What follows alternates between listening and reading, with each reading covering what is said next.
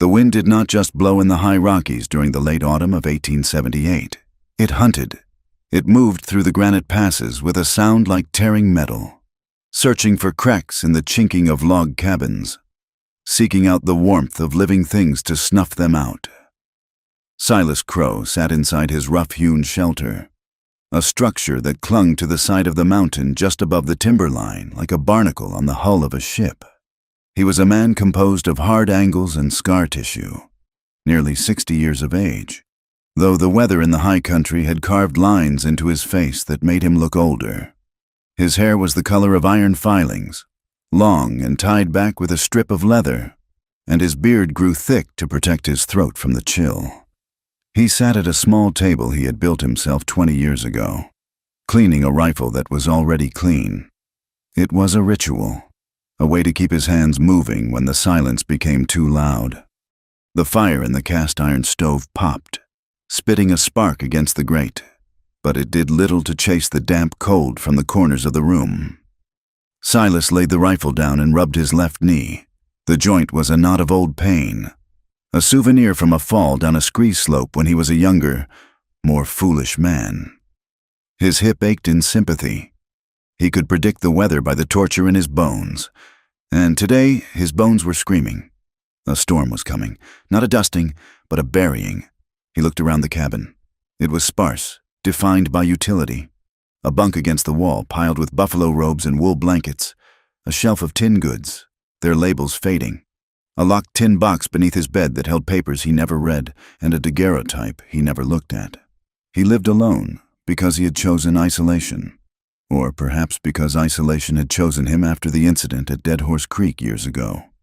That memory lived in the tin box, and it lived in the nightmares that woke him sweating in the dead of winter. Rumors had drifted up from the valley floor 2 weeks ago, carried by a trapper passing through on his way to the Sweetwater. The man had spoken of a land speculator named Price who was buying up claims with paper money and threats. He spoke of the law tightening like a noose, deputies who were more hired gun than peacekeeper. Silas had listened, nodded, and given the man a piece of dried venison to make him leave. He wanted no part of the world below, but the world below had a way of climbing. The light outside the single grease paper window began to fail early, the sky turning the color of a bruised plum. The wind picked up, screaming through the pines below the ridge. The temperature dropped so fast Silas could hear the timbers of the cabin groan as they contracted. He stood up, wincing as his knee locked, and grabbed his heavy coat. He needed to check the snare line one last time before the whiteout hit. If the snow grew too deep, he would lose whatever meat the traps held, and his supplies were already dangerously low. He pushed the door open. The cold hit him like a physical blow, a solid wall of freezing air that turned the moisture in his nose to ice instantly. He lowered his head and pushed into the gale. The world was already dissolving into white. Snow pellets stung his face. He checked the first snare, empty. The second, empty. He moved with the slow, deliberate gait of a man who knows that rushing on ice is a good way to die. Near the third snare, underneath the shelter of a twisted spruce, he saw a shape that did not belong. It was not a deer, nor a wolf. It was a mound of dark fabric, half buried in the drift. Silas knelt, his heart hammering a warning against his ribs. He brushed the snow away with a gloved hand. It was a woman. She was curled into a tight ball, her knees pulled to her chest. She wore a man's heavy wool coat that was far too large for her, the sleeves covering her hands entirely. Beneath it, the hem of a ragged calico dress fluttered in the wind. Her boots were split at the seams, the leather gray and useless. Silas touched her neck.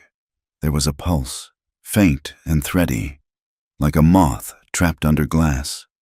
She is going to die, he thought. If I leave her, she dies in an hour. He looked back toward his cabin, barely visible through the driving snow. If he took her in, he invited the world back into his life. He invited questions. He invited the possibility of trouble, for young women did not collapse on mountain peaks in the middle of a blizzard unless they were running from something terrible. He cursed into the wind. The sound lost instantly. He scooped his arms under her. She was shockingly light, nothing but bone and gristle.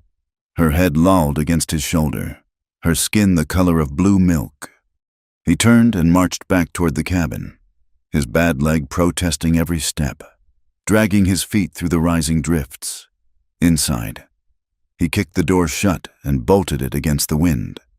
The silence of the room felt sudden and heavy. He laid her on his bunk and began to strip the frozen layers from her body. It was not an act of intimacy, but of survival.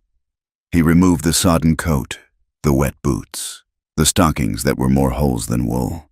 Her feet were white and waxy with the beginning of frostbite. He chafed her hands and feet with rough wool, trying to bring the blood back without tearing the skin. He built the fire up until the stove glowed cherry red. He heated water and dissolved a precious chunk of dried beef into it to make a broth. Then, he sat in the chair and watched her. He watched her hands. They were cracked raw, the nails broken, the palms calloused. These were hands that knew labor. He watched her face. Even in the slackness of unconsciousness, there was a tension between her brows, a look of worry etched deep.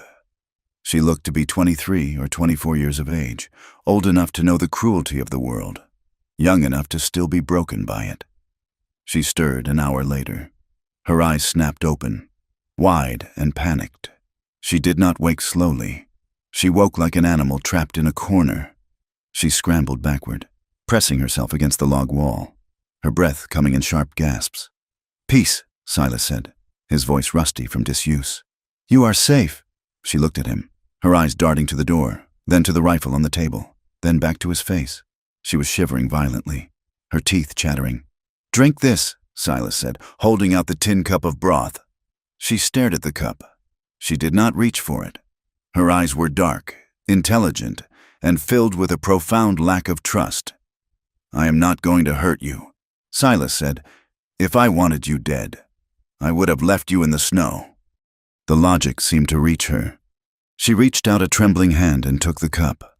She drank it greedily, the hot liquid burning her throat, choking slightly before draining the dregs. "More?" she whispered. It was the first word she had spoken. Slowly, Silas said, "You will make yourself sick." He took the cup and refilled it halfway. "Who are you?" he asked. She hesitated. She looked at the fire, avoiding his gaze. "Clara," she said. "Clara Hale. How did you get up here? Clara Hale, walking." She said, "That is a long walk from town. I had to leave." "Why?" She looked at him then, and Silas saw a flash of defiance in her eyes that surprised him. "Because I was not welcome anymore." She pulled the buffalo robe tighter around her shoulders. She looked at the man's coat hanging by the fire to dry. "That coat did not fit you," Silas observed. "I found it," she said quickly, "on a fence post." Silas knew a lie when he heard one, but he did not press. He saw the way she flinched when a log settled in the fire with a loud crack. He saw the bruises on her wrists that were fading from purple to yellow. "You are a long way from anywhere," he said. "The pass is snowed in. You are stuck here until the melt, or until the weather breaks long enough to risk the descent." Clara looked at the door. "I can go," she said. "I do not need charity." "You would die before you reach the timberline," Silas stated flatly. She fell silent. She looked around the cabin, assessing her cage. Silas stood up to put more wood on the fire. As he rose, his knee buckled. It was a genuine stumble, a sharp spike of pain that made him grunt. He caught himself on the table. Clara watched him, her eyes narrowing. In that moment, a thought took root in Silas's mind. It was a dark, selfish thought, born of 60 years of loneliness and a sudden, terrifying realization. If she thought he was capable, she would leave the moment the snow stopped. She would try to run, and she would die, and he would be alone again with the wind screaming outside. But if she thought he was useless, if she thought he was a broken old man who needed her help, he let out a groan, louder than necessary, and collapsed back into the chair. He gripped his leg, his face twisting in a performance of agony. "My leg," he hissed through his teeth. "The cold. It freezes the joint." Clara lowered the blanket slightly. "Is it broken?" "Old break." Silas lied. "Never set right." When the big coal comes, it is dead weight. I cannot walk on it." He watched her face carefully. He was testing her. A predator would see weakness and strike. A thief would see an opportunity to take his rifle and his money box and leave him to starve. Clara stared at him. She looked at his leg, then at his face. For a long moment, the only sound was the wind howling outside. Then, she set the cup down. "If you cannot walk," she said, her voice flat, "then who will haul the wood?" Silas suppressed a grimace of shame. "I have some inside, but not enough for a blizzard." She looked at the woodpile near the stove. It was small. Then she looked at her own hands, wrapped in the rough wool of the blanket. She did not offer pity. She did not offer sweet words. She simply nodded, a sharp, jerky motion. "I will sleep by the stove," she said. "You can take the bunk," Silas offered. "I will sit in the chair." "No," she said firmly. "The stove." She did not trust him. She wanted to be near the heat, yes, but she also wanted to be in a position where he could not corner her. That night, the storm raged with a violence that shook the cabin to its foundations. Silas lay in his bunk, feigning sleep, watching her through half-closed eyelids. Clara had curled up on the bearskin rug near the stove. She had taken a small paring knife from the table. He had seen her do it, and she held it in her hand, hidden beneath the blanket. She expected to be attacked. The realization made Silas's stomach turn. What kind of world had she walked out of, where a freezing woman had to sleep with a blade to feel safe in the house of the man who saved her? The next morning broke gray and brutal. The snow was drifted 4 feet high against the door. Silas stayed in the chair, his leg wrapped in a thick bandage he had applied for show. He dragged his heavy boot when he moved, making a production of the effort. "Water," he said. "The bucket is empty. We need to melt snow." Clara stood up. She looked stronger today, though her face was still gaunt. She picked up the bucket without a word. She unbarred the door and pushed. It would not budge against the drift. She threw her shoulder against it, gritting her teeth, until it cracked open enough for her to squeeze through. She was gone for 10 minutes. When she returned, the bucket was full of clean snow. She set it on the stove. "We need wood," she said. "The shed is round the back," Silas said, gesturing vaguely. Clara nodded. She found his heavy axe in the corner. It was too heavy for her, the handle smooth from years of his own grip. She hefted it, testing the balance. She went back out. Silas moved to the window. He scraped a small hole in the frost on the glass and watched. Clara was struggling. The snow was waist-deep in places. She waded through it to the woodpile. She set a log on the stump. She swung the axe. It was a clumsy swing. Glancing off the wood, she swung again and again. He watched her for an hour. He saw her stop to blow on her hands. He saw her wipe hair from her face, leaving a streak of blood where a splinter had caught her. She did not stop. She chopped until she had an armful, then carried it inside. She dropped the wood by the stove. Her hands were shaking. Her palms were blistered, the skin torn away in raw patches. Silas felt a surge of shame so hot it nearly made him drop his act. He wanted to stand up, take the axe, and split the cord in 10 minutes. He wanted to tell her to sit, to rest, to let him be the man, but he stayed in the chair. "Good work," he said gruffly. She did not look at him. She unwrapped her hands and stared at the blood. "I have seen men die of cold," she said quietly. "I will not be one of them." The days turned into a routine of survival. The storm passed, leaving behind a silence so profound it felt like the world had held its breath. The sky was a hard, brilliant blue, the sun reflecting off the snow with blinding intensity. Silas guided her with his voice. He sat in his chair, whittling a piece of pine, telling her how to set the snares.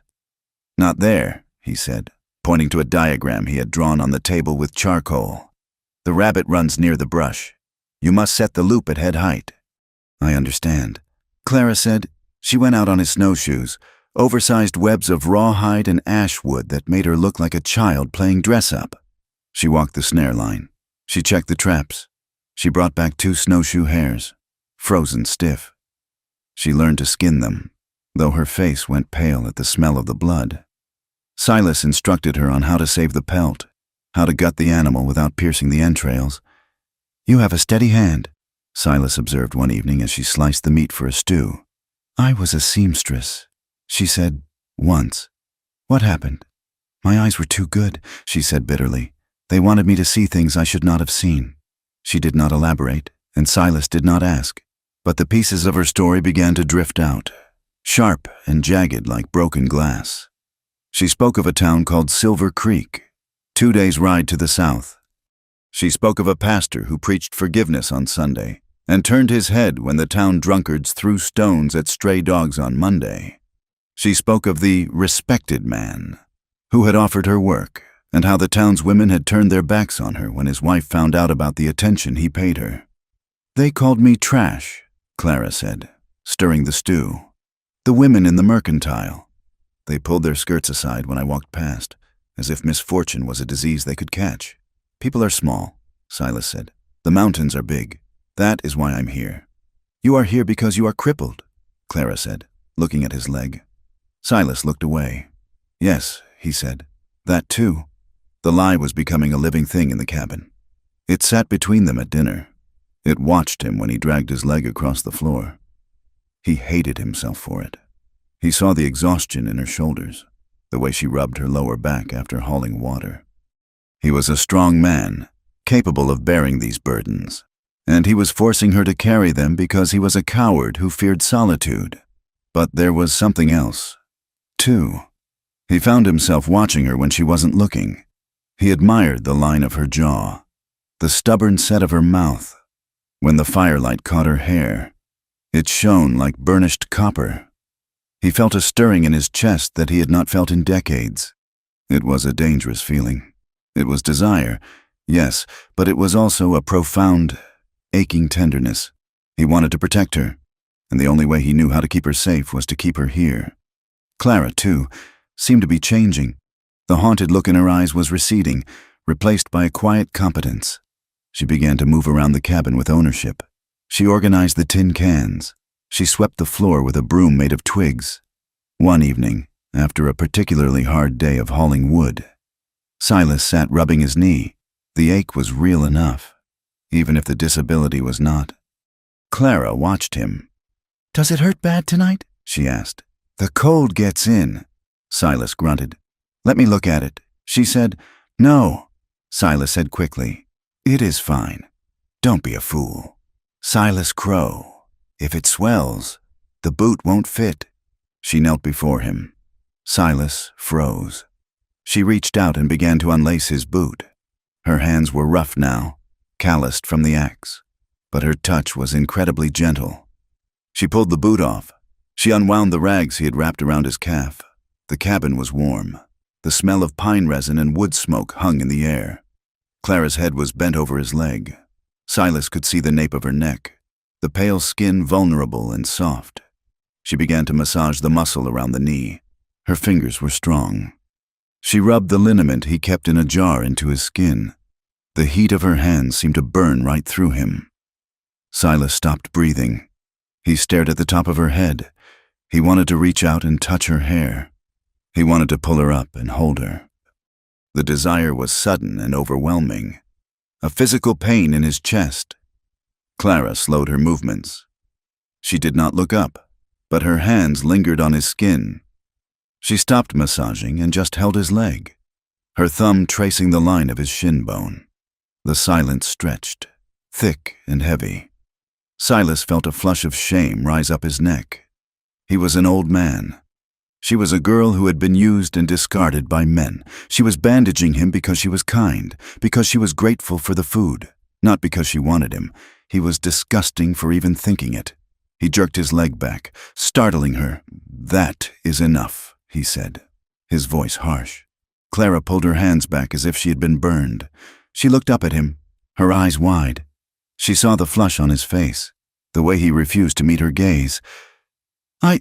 I only wanted to help," she stammered. "I know," Silas said, turning his face toward the wall. "Put the rags back on. I am tired." She rewrapped his leg in silence. The air in the cabin had changed. It was no longer just two survivors. There was a current running between them now. Live and dangerous. Clara retreated to her side of the stove. She lay down, but she did not sleep. Silas could hear her breathing, steady and quiet, in the dark. 2 days later, the peace was shattered. The wind had died down, carrying sound for miles in the thin air. Silas was cleaning his rifle again, and Clara was mending a tear in her dress near the window. Silas's head snapped up. "Did you hear that?" he asked. Clara went still. "Hear what?" Silas held up a hand. He listened, faintly. Drifting up from the canyon below came a shout. It was a man's voice, distorted by distance, but the words were distinguishable. "Seen the girl? Drifter girl!" Clara's face went white. She dropped the needle. "They are looking for me," she whispered. Silas stood up, forgetting his limp for a fraction of a second before catching himself and grabbing the table. He moved to the window, dragging his leg heavily. He looked down the valley. Far below, against the white expanse of the snow, he saw a dark speck. A rider.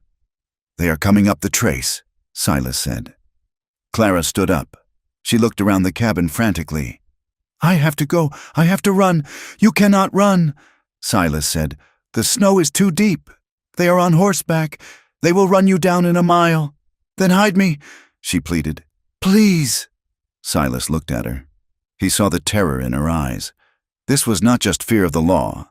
This was fear of being dragged back to the hell she had escaped. He looked at the rider again. Then he looked at his own leg, wrapped in rags. If he told the truth, that he could walk, that he could fight, he would have to explain everything. But if he stayed in the chair, if he was just a crippled old hermit? "Get in the back," Silas said, his voice hard. "Behind the hanging furs. Stay quiet." "What will you tell them?" Clara asked, her voice trembling. Silas sat down in his chair. He pulled the blanket over his legs. He rested his rifle across his lap. Not threatening, but present. "I will tell them the truth," Silas said, his eyes fixing on the door. "That a crippled man cannot chase a runaway girl in 5 feet of snow. I could not have helped you even if I wanted to." He tightened his grip on the rifle stock. The lie was no longer just a way to keep her. It was her shield. And he would hold it until it broke. "Wait," he commanded. He waited for the heavy knock on the door. The storm that had buried the cabin finally broke on the 4th day, leaving behind a silence so absolute it rang in the ears. The sky cleared into a hard, relentless blue, a color that looked beautiful, but promised a cold that could snap a tree limb like a dry bone. The sun struck the white expanse of the peaks with a blinding glare, yet it offered no heat. It was a deceptive brightness, the kind that killed men who stopped to admire it without keeping their feet moving. Silas Crow watched the world from his window. The valley was a bowl of white. The pines bowed under the weight of the snow.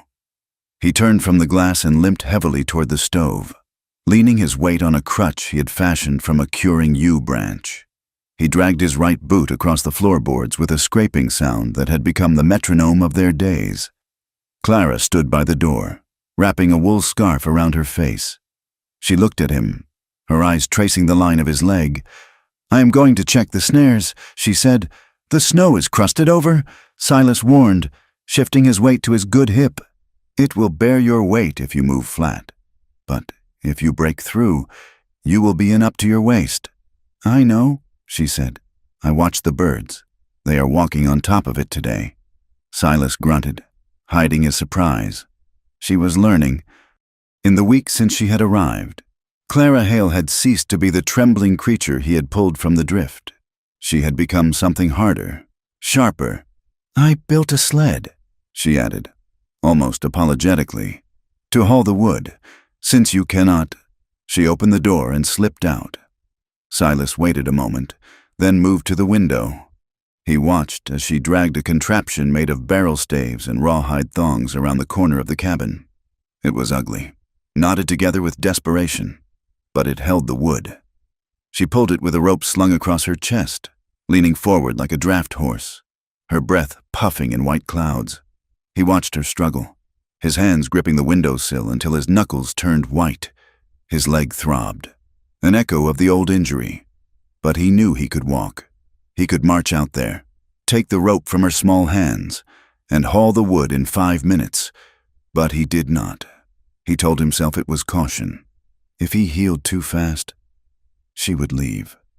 She would pack her thin bundle and try for the pass, and the mountains would kill her. Or worse, she would make it to the next town and fall back into the hands of men who saw a woman without protection as prey. He dragged his boot back to the chair and sat down, hating the lie, and hating how much he needed it. The days settled into a rhythm defined by survival. They spoke in short sentences, measuring their words like they measured the flour in the tin. Clara worked her keep. She refused to sit idle. She scrubbed the floor with sand and hot water until the wood bleached pale. She mended his shirts, her fingers moving with a speed that made Silas dizzy to watch. One evening, by the light of the kerosene lamp, Silas laid his rifle on the table. It was a Winchester, heavy and dark with oil. "You should know how to use this," he said. Clara looked up from her sewing. "I hate guns." "Guns do not care if you hate them," Silas said. "They only care if your hand is steady. If a bear comes through that door, or a man who means you harm, hate will not stop them. This will—" He gestured for her to come closer. She hesitated, then set her needle down. She stood next to him, close enough that he could smell the scent of wood smoke and lye soap that clung to her hair. Silas opened the action. "Look here," he said. "You work the lever so it chambers the round." He guided her hands. His hands were massive, scarred and stained with grease. Hers were small and red from the cold. When his skin brushed hers, he felt a jolt that traveled up his arm and settled in his chest. He pulled back quickly, clearing his throat. "Keep the barrel down," he barked, harsher than he intended. "Never point it at anything you do not intend to kill." Clara did not flinch. She worked the lever. The metallic clack-clack loud in the small room. "Like this?" she asked. "Yes," Silas said, watching her profile. "Just like that." Later, she made him take off his coat. "Your sleeve is torn," she said. "Give it here. I can fix it," Silas grumbled. "You stitch like you are closing a wound on a mule," Clara said, holding out her hand. "Give it to me." He handed it over. She turned the fabric inside out, her needle flashing. "You waste thread," she noted without looking up. "You must catch the weave, not bunch it." Silas watched her. "Where did you learn that?" "I told you," she said. "I was a seamstress. It was the only thing my mother taught me before she died." She bit the thread and smoothed the fabric. "I was good at it," she said softly. "I was promised a place at the millinery in Silver Creek. A real job. A wage of my own." "What happened?" Silas asked. Clara looked at the fire. "The man who owned the shop, Mr. Henderson. He was a deacon, a respected man. He told me the job came with conditions." Silas felt a dark heat rise in his gut. He said nothing.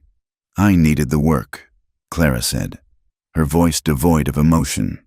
"I thought I could handle him. I thought if I worked hard enough, he would respect the work and leave the girl alone. But men like that, they do not want the work. They want to own the worker." She looked up at Silas, her eyes dry and hard. "When his wife found us in the back room, she did not blame him. She slapped me. She called me a harlot. She told the town I had tempted him. A week later, I was walking the road with nothing but this coat. I stole it from his porch on the way out." Silas looked at his hands. He wanted to break something. He wanted to ride into Silver Creek and find Mr. Henderson and explain the nature of sin to him with a piece of hickory. "There is a lot of dirt in this world," Silas said quietly. Clara touched her own arm, rubbing the fabric as if trying to clean a stain that went deeper than skin. "I feel it," she whispered. "I feel dirty.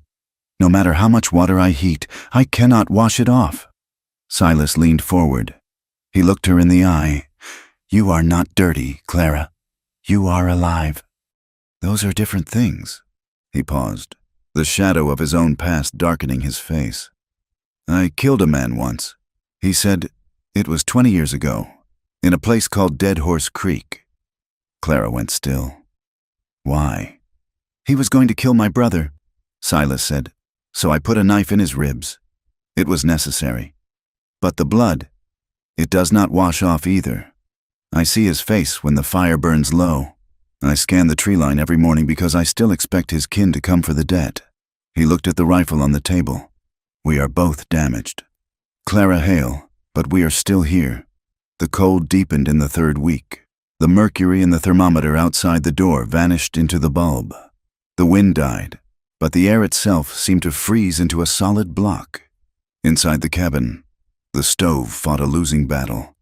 Frost formed on the inside of the window glass, thick ferns of ice creeping across the pane. Silas sat in his chair, wrapped in 2 blankets. Clara was by the stove, shivering so violently her teeth clicked together. You cannot sleep on the floor tonight, Silas said. Clara looked at the bunk. It was narrow, barely wide enough for one large man. I will be fine, she stuttered.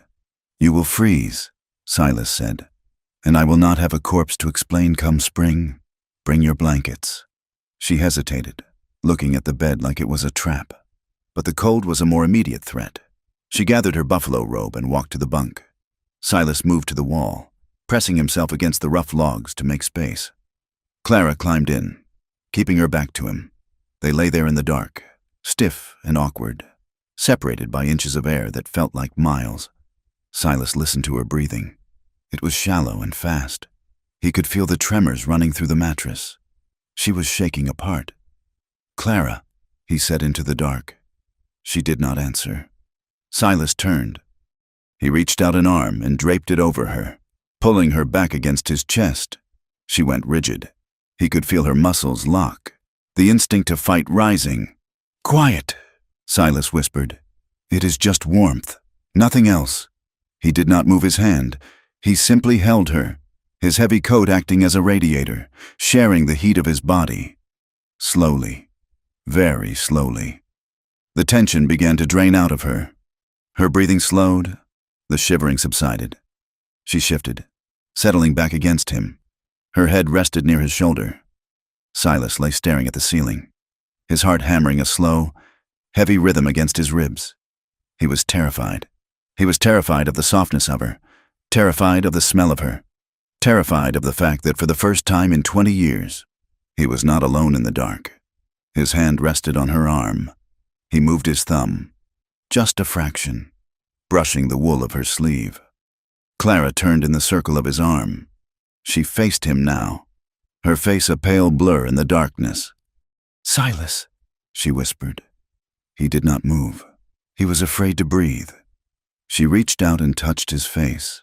Her fingers were cold, tracing the line of his beard, the scar on his cheek. It was a tentative touch, a question asked without words. Am I allowed to do this? Am I allowed to be this close to a man without fear? Silas caught her wrist gently. His breath hitched. Clara, he warned, his voice breaking. I am an old man. You are a warm man, she said. She moved closer. Her forehead rested against his chin. He could feel the warmth of her breath on his neck. The desire that flared in him then was not the hungry, grasping thing of his youth. It was an ache, a desperate longing to be known, to be held. He tilted his head down. Her face turned up. Their lips met. It was not a graceful kiss. It was clumsy, surprised, the friction of dry lips and the scratch of his beard. But then Clara made a small sound in her throat, a sound of need, and the kiss deepened. Silas tasted salt, tears, maybe, or sweat, and the sweetness of life. For 10 seconds. The lie did not exist. The cold did not exist. Then Silas pulled back. He pulled back as if he had been struck. He rolled away, facing the wall, his chest heaving. Shame washed over him, hot and scalding. He was taking advantage of her. She was vulnerable, scared, and grateful, and he was using that gratitude to warm his old bones. Silas? Clara's voice was small. Go to sleep. Clara, he rasped. But, sleep. He heard her shift, turning her back to him again. The distance between them was only inches, but it felt like a canyon. Silas lay awake until dawn, staring at the logs, hating himself for the lie, and hating himself even more for wishing he hadn't stopped. The next morning, the tension in the cabin was brittle. They moved around each other like strangers. Silas exaggerated his limp, dragging his leg with a grimace that felt increasingly fraudulent. He went outside to check the sky. The sun was high and bright. He stood by the corner of the cabin, shielding his eyes. For a moment, he forgot. He put his weight on his bad leg, standing tall, his back straight, looking out over the valley with the posture of the mountain man he truly was. He heard the door creak. Silas collapsed his posture instantly, grabbing the wall for support, his face twisting into a mask of pain. He looked back. Clara was standing in the doorway with the water bucket. She was looking at him. Her expression was unreadable. Had she seen him standing? Or had she just seen an old man leaning against his house? She said nothing. She walked past him to the snowbank, her eyes fixed on the ground. Silas let out a breath he didn't know he was holding. He was playing a dangerous game. 2 days later, the dogs barked. Silas didn't have dogs, but the wind carried the sound from down the valley, the sharp, aggressive yapping of trail dogs. Then came the thud of hooves on frozen ground. Silas was inside, mending a bridle. Clara was stirring a pot of beans. "Riders," Silas said. Clara froze. She looked at the window. "Get away from the glass," Silas ordered. He stood up and grabbed his crutch.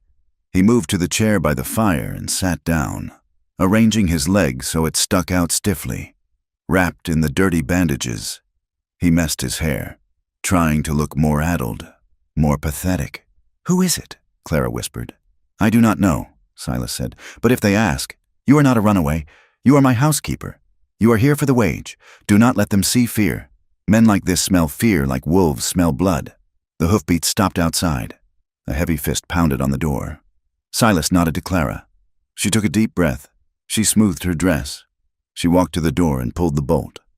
2 men stood on the porch. The cold air rushed in around them. The first man was tall, wearing a sheepskin coat and a badge that looked too shiny to be real. He had the narrow, predatory face of a weasel. Silas recognized him. Edgar Voss, a cousin of the deputy down in Silver Creek, a man who did dirty work and called it law. The second man was thick-set, silent, his eyes scanning the interior of the cabin over Clara's shoulder. "Well now," Edgar said, a smile stretching his thin lips that did not reach his eyes. "We heard old Silas was holed up here alone. Seems the rumors were wrong." He looked Clara up and down. It was a slow, insulting inspection. He looked at her worn boots, the patch on her dress, the way her hair was tied back. "We are checking on the residents of the district," Edgar said, stepping forward as if to enter. Clara did not move. She stood in the doorway, blocking his path. "Mr. Crow is indisposed," she said. Her voice was calm, though Silas could see her left hand trembling behind the door frame. "Indisposed?" Edgar laughed. "Is he dead?" Silas groaned from the chair. He lifted his head, squinting as if the light hurt his eyes. "I ain't dead yet." "You vulture," Silas rasped. "Though this leg is trying to kill me." Edgar looked over Clara's shoulder at Silas. He took in the bandaged leg, the crutch leaning against the table, the gray in Silas's beard. He sneered. "Looks like winter bit you hard. Oh man, it bites us all." Silas said, "What do you want, Voss?" "Just being neighborly."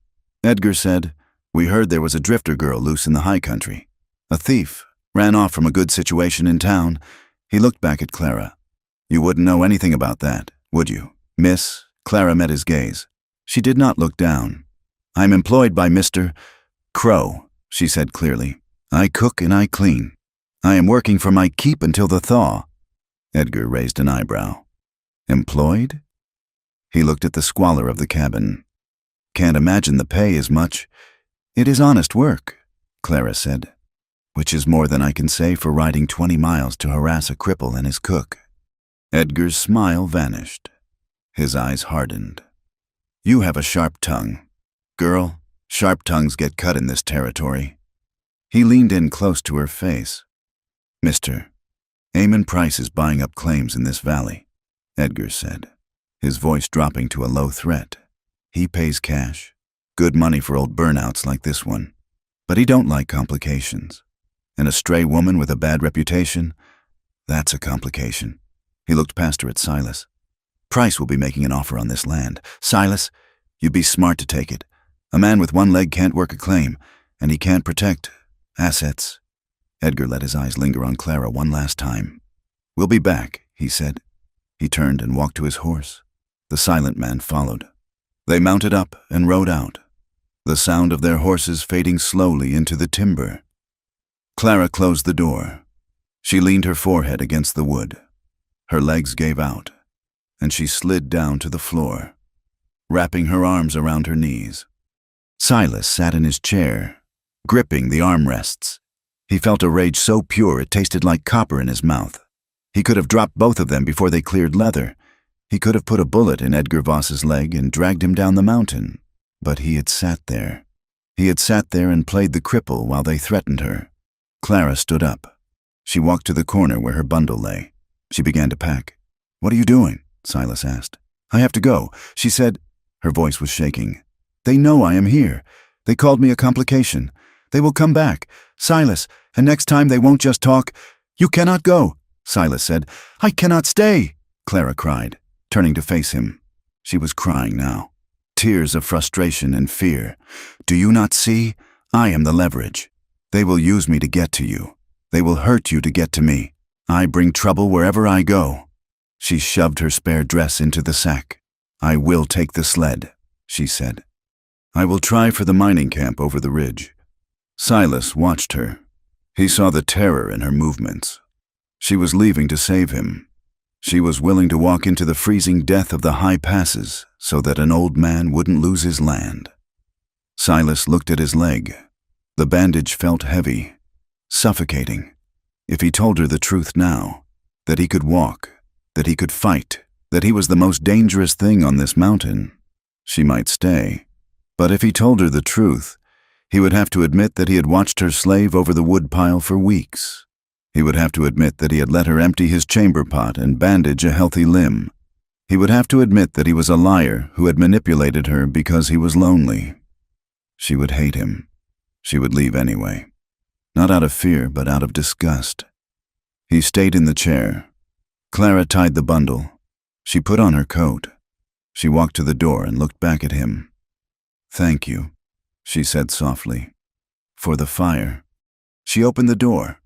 "Clara!" Silas shouted. She stopped, looking back with hope in her eyes. "Wait until morning," Silas said, his voice defeated. "The sun is down. The wolves will be out. Give me one more night." Clara hesitated. She looked at the darkening sky. She looked at Silas, slumped in his chair, looking older and more broken than he ever had. "One night," she whispered. She closed the door and dropped her bundle. Silas stared at the fire. The lie was no longer a test. It was a chain, and he had locked it around both of their throats. The winter of 1879 did not come gently. It fell upon the Rockies like a hammer. The respite that had allowed Clara Hale to promise one more night had been a cruel trick of the high country. By dawn of the following day, the sky had turned the color of bruised iron, and the snow began to fall again, not in drifting flakes, but in hard, driving sheets that erased the world. The pass was sealed. The valley was a tomb of white silence. Inside the cabin, the world shrank to the radius of the cast-iron stove. Weeks bled into a month. Supplies, which Silas had already worried were low, began to dwindle with terrifying speed. The flour sack grew light. The coffee tin held only dust and memories. Hunting became not a chore, but a desperate necessity, since Silas maintained the fiction of his ruined leg. The burden fell to Clara. She went out every morning on the oversized snowshoes. Silas watched her from the window, his heart twisting in his chest like a wet rag. He saw her trudge into the timber, the rifle slung over her shoulder, a weapon that looked too big for her frame. She walked miles, breaking trail through drifts that reached her thighs, searching for the track of a snowshoe hare or the dark shape of a grouse in the spruce boughs. She often returned empty-handed, her face gray with exhaustion, her lips blue. She would lean the rifle against the doorframe and try to hide the trembling of her hands as she unwound her scarf. "No luck today," she would say, her voice brittle. "The woods are empty." Silas knew they weren't empty. He knew the elk had moved down to the lower willows, 5 miles east, a distance too great for her to manage in deep snow, but an easy day's work for a man with 2 good legs. He knew where the beaver hibernated under the ice of the creek. He sat in his chair, the architect of her suffering, to assuage the guilt that gnawed at him. Silas began to perform small, invisible acts of penance. When Clara managed to snare a rabbit, he would dress it, claiming his hands were better suited to the knife work. When he portioned the stew, he would deftly slide the largest pieces of meat, the heart and the liver, into her bowl, burying them under the broth so she would not notice. "I am not hungry today," he would lie, rubbing his stomach. "The inactivity, it slows the digestion." "You eat? You are working for 2." At night, when the fire died down and the temperature in the cabin plummeted, he would wait until she was asleep, or until he thought she was asleep. He would limp to the stove, heat smooth river stones on the iron top, and wrap them in heavy wool flannel. He would slide them silently to the foot of the bunk, pressing them against the icy soles of her feet. When she stirred, murmuring in confusion, he would grunt, "Just old stones. Keeps the draft off the bed. Go back to sleep." But the cold stripped away more than just their calories. It stripped away their defenses. One evening, after a particularly brutal day where Clara had hauled 3 sled loads of wood to keep the fire alive, the need for cleanliness became a physical ache. The cabin smelled of wood smoke, old grease, and the stale confinement of 2 bodies in a small space. "I need to wash," Clara announced. She looked at her hands, stained with pitch and soot. "I cannot stand the feeling of my own skin." Silas nodded. He filled the large copper boiler with snow and set it on the stove. It took 2 hours to melt enough water for a shallow bath. He set the tin tub in front of the hearth, the only place where the air was warm enough to strip without freezing. He hung a blanket over a cord strung across the room, creating a flimsy partition. "I will turn the chair," Silas said. "I will watch the door."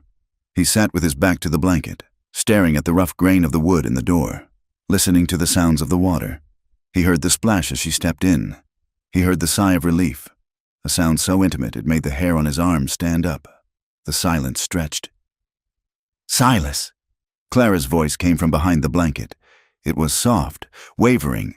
"Yes, the water. It is cooling fast. Could you hand me the towel? I forgot it on the table." Silas stood up. He grabbed the rough linen towel. He walked to the blanket. He reached his hand around the edge, his eyes fixed firmly on the far wall. "Here," he said. Her hand did not take it immediately. Instead, the blanket rustled. "Silas," she said again. He turned his head. Just an inch, driven by an instinct he could not control. The blanket had slipped. Clara sat in the tin tub, the water barely reaching her waist. The firelight cast dancing shadows on her wet skin, painting her in gold and amber. She was looking at him, her arms crossed over her chest, covering herself, but her back was exposed. Silas saw the scars.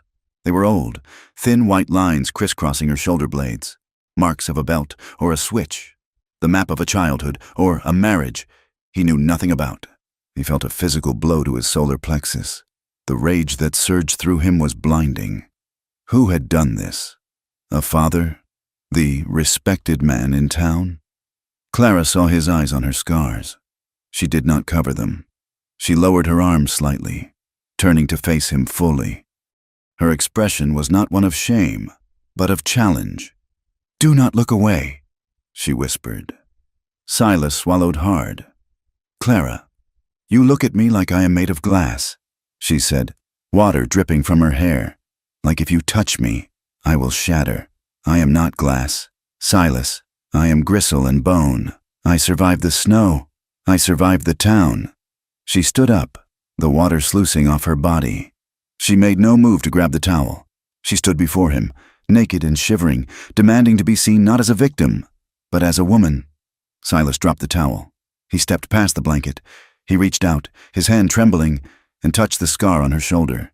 His rough thumb traced the white line. "Who?" he rasped. "It does not matter," Clara said, stepping closer. "He is in the past. You are here." She reached up and took his face in her hands. Her skin was wet and hot. His was dry and weathered. The contrast was shocking. The kiss that followed was not like the first. It was not tentative. It was a collision of grief and need. Silas groaned, a sound torn from the bottom of his lungs, and pulled her against him. The dampness of her skin soaked into his shirt. He lifted her out of the tub, ignoring the protest of his bad knee, which he forgot to fake in the heat of the moment, and carried her to the bunk. They did not speak. Words were too small for the size of the feeling in the room. There was only the sound of the wind outside and the frantic, desperate shedding of clothes. When flesh met flesh, it was a revelation. Silas felt the years fall away. He felt the hard, cold knot in the center of his chest dissolve. Clara wept. She did not cry out in pain, but in release. She clung to him, her nails digging into his back, anchoring herself to the earth. She had been discarded, used, and frozen. But here, in the dark, she was cherished. Silas worshipped her with a reverence that bordered on the holy. He touched her as if she were a sacrament. When it was over, the silence returned. But it was different now. It was the silence of a storm that had finally blown itself out. They lay tangled under the buffalo robes. Clara's head rested on his chest. Silas stroked her hair, his eyes wide open in the dark. Fear began to creep back in. He held her tighter, possessed by a sudden, terrifying clarity. He loved her. He loved her with the desperate, hoarding love of a man who knows he has found a diamond in a coal chute. And because he loved her, the lie he was living became a razor blade in his gut. He had just made love to her, but he had done it under false pretenses. He was playing a role. If she knew he could walk, if she knew he had watched her suffer in the snow while he sat by the fire, this tenderness would turn to ash. "Silas," she murmured, sleep heavy in her voice. "Hush," he whispered. "Sleep." The morning brought a hard, bright sun that illuminated everything without mercy. Silas woke alone. The space beside him was warm, but empty. He sat up, panic flaring for a second until he heard the thwack of the axe outside. She was chopping wood. He swung his legs out of bed. He reached for his crutch, the deception resuming automatically, like a muscle memory. He limped to the window. Clara was by the wood pile. She was not chopping. She was standing still, the axe resting against her leg. She was looking at the ground near the corner of the cabin. Silas followed her gaze. There, stamped clearly in the snow crust from the day before, were boot prints. His boot prints. They led from the door to the lean-to where the mule, Old Bess, was stabled. Silas had gone out the previous afternoon, while Clara was napping, to check on the animal. He had walked. He had not used the crutch because the snow was slippery and the crutch was a hindrance. He had walked with a long, even stride, the stride of a healthy man. Clara looked at the prints. She walked over to them. She placed her own boot next to one, measuring the distance to the next step. It was a 4-foot stride. No cripple dragging a dead leg could make that mark. Silas held his breath. She stood there for a long time. Then, she looked up at the window. Silas jerked back into the shadows, his heart hammering against his ribs. Had she seen him? Clara did not come in raging. She did not come in asking questions. She picked up a log, walked to the door, and entered the cabin.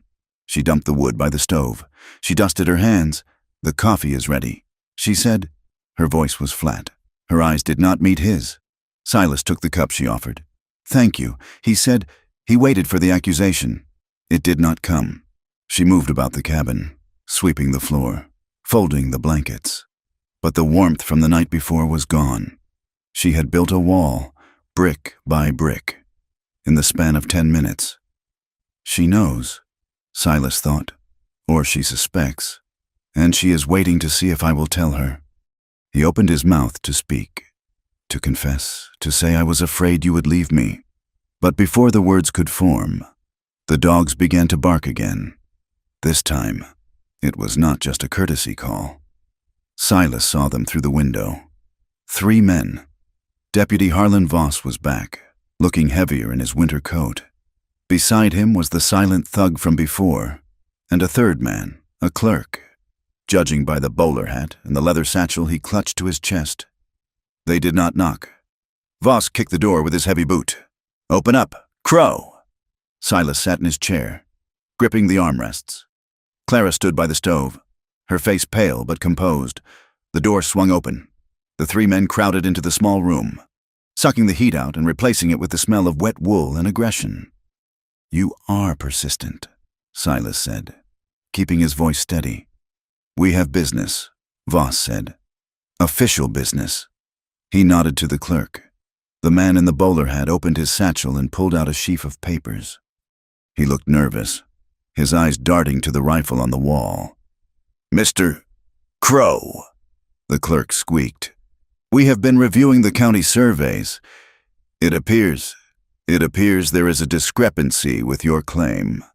"A discrepancy," Silas repeated. "I filed this claim 20 years ago, before this county had a name." "Yes, well," the clerk stammered, "the records from that period were informal. According to the new territorial statutes, any claim not re-registered by 1875 is considered dormant, public domain." Silas laughed. A harsh, barking sound. "You mean Price paid a judge to lose my paperwork?" Voss stepped forward. "Watch your mouth. Old man, the law is the law. This land is unregistered, which means you are squatting. And you—" Voss turned his gaze to Clara. His eyes were cold, devoid of the lecherous heat from his last visit. "This is strictly business now. We have had reports," Voss said, pulling a folded paper from his pocket, "of a woman of ill repute operating in this district. Vagrancy, lewdness, prostitution." Clara flinched as if he had slapped her.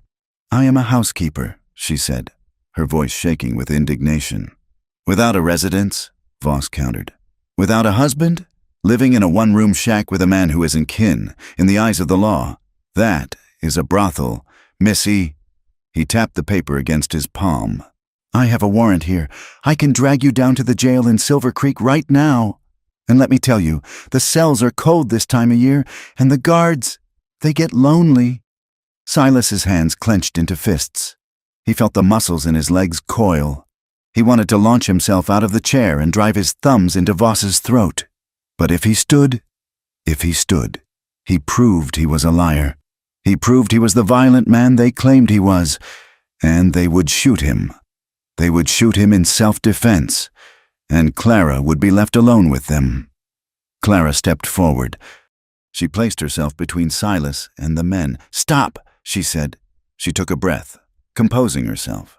She looked at the clerk, ignoring Voss. "It is a paperwork error," she said calmly. "A clerical mistake, Mr. Crow is an invalid. He could not travel to town to sign your registries." She smoothed her apron. "I will go," she said. "I will come down to Silver Creek with you today. I will act as his proxy. We will file the papers, pay the fees, and settle this legally." Silas stared at her. She was bargaining. She was offering to walk back into the lion's den to buy him time. Voss laughed. It was a cruel, ugly sound. "You think you can just sign a paper, girl? You think this is about fees?" He stepped closer to her, invading her space. "Mr. Price wants the land," Voss hissed. "He doesn't want fees. He doesn't want neighbors." He looked at Silas. "We are going to give you a choice. Crow, you sign the quitclaim deed, sell the rights to Price for $100, and we leave. We tear up the warrant for the girl. She walks away free. And if I don't?" Silas asked. Voss shrugged. "Then we take her. We lock her up. Maybe she hangs for theft. Maybe she just disappears in custody. And you starve up here when we burn your supplies? Get out," Silas growled. Voss smiled. He tipped his hat to Clara. "Think about it, darling. Freedom, or the cage. We'll be back in 2 days for the answer. They turned to leave as the silent thug passed the table. He swept Silas's coffee cup onto the floor, shattering it. The silence that followed their departure was suffocating. Clara picked up the shards of the cup. She did not look at Silas. "They are going to take the land," she said quietly. "Let them try," Silas said. "They are going to take me," she said, "over my dead body." Clara spun around. Her eyes were blazing. "Your dead body, or your crippled one?" The question hung in the air. Clara walked to him. She stood 2 feet away, searching his face. "I saw the tracks. Silas." Silas froze. "I saw the boot prints by the stable," she continued. "They were deep, even. There was no drag mark, no hole from the crutch." She lowered her voice. "Are you hiding, Silas? Are you truly helpless? Or have you been watching me break my back hauling wood for a man who could have done it himself?" Silas looked into her eyes. He saw the hurt there, a hurt deep enough to drown in. He saw the betrayal. If he told the truth now, he could stand. He could load the Winchester. He could tell her, "Yes, I can walk, and I will kill every one of them to keep you safe." But the fear paralyzed him. He was ashamed. He was ashamed of the lie. Yes, but he was also ashamed of the violence that lived inside him. He believed, deep in his soul, that if he unleashed that violence again, he would lose her anyway. She would see the killer in him and run. He looked down at his hands. I stumbled. He lied. It was a good day. The pain comes and goes. But I cannot walk to town. Clara, I cannot fight 3 men. He heard her intake of breath. It was a sound of pure disappointment. She turned away. She went back to the stove. "Fine," she said. "Then we are alone." The tragedy struck the next morning. Silas woke to a sound that chilled his blood. It was not the wind. It was the braying of the mule. Old Bess. It was a sound of agony. Then, a single gunshot. Silas threw off the blankets. He grabbed his rifle. He forgot the crutch. He scrambled to the door and threw it open. Clara was already there, standing on the porch, her hand over her mouth. In the corral, old Bess lay on her side in the snow. Her tongue was lolling out, dark foam bubbling from her lips. She had been poisoned. Strychnine, likely. And then shot to finish it. Standing by the corral fence was the silent thug. He held a smoking pistol. He looked up at the cabin, tipped his hat, and walked away into the trees where his horse was waiting. He didn't run. He didn't need to. He knew the cripple couldn't catch him. Clara ran to the mule. She fell to her knees in the snow, stroking the animal's velvet nose. Silas stood in the doorway. He was standing on 2 legs. He raised the Winchester. He lined up the sights on the retreating man's back. It was a long shot, 200 yards, but Silas knew he could make it. He could drop the man before he reached the tree line. His finger tightened on the trigger. Then he looked at Clara. She was crying over the mule. If he shot the man, the war started now. And if the war started, Clara would be in the crossfire. He lowered the rifle. He slumped against the doorframe, letting his bad leg buckle, resuming the lie even as his soul screamed. "He is gone," Silas called out. Clara looked back at him. She saw him leaning against the doorframe. She saw the rifle lowered. She looked at the dead mule. The mule was their tractor. The mule was the only way to haul ore, to haul heavy supplies. Without the mule, the claim was worthless. Without the mule, they were trapped. She stood up. She wiped her hands on her apron. She walked back to the porch. She passed Silas without a word. Her face was like stone. They came back at noon the next day. Voss and 4 men this time. They brought a wagon. Silas was sitting in his chair. He had not eaten in 24 hours. He felt hollowed out. Voss kicked the door open.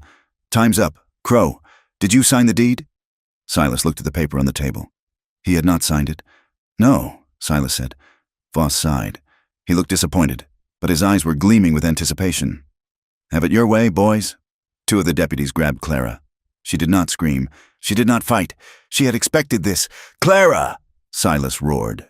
He gripped the arms of the chair. He started to rise.